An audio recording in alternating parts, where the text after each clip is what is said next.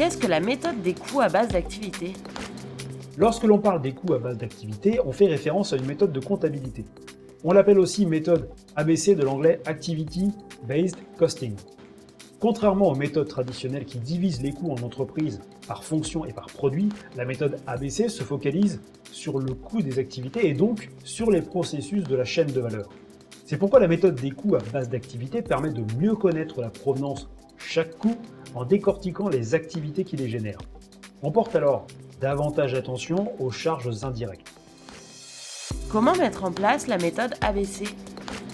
Tout d'abord, avant de s'attaquer à la méthode ABC, il faut bien comprendre certains termes. D'abord, une activité est définie comme un ensemble de tâches réalisées dans un objectif commun par une ou plusieurs personnes dans le but de créer de la valeur. L'addition des activités définit un processus.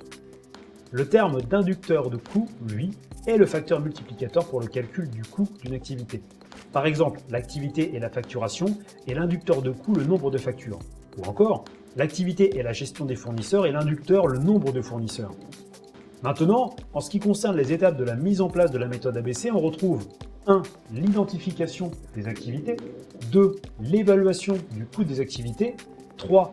Le détail des inducteurs de coût par activité, 4. Le calcul de la valeur des inducteurs, 5. Et enfin, le calcul du coût de revient. Quels sont les avantages et les inconvénients de cette méthode? On dit que la méthode ABC est une approche instructive.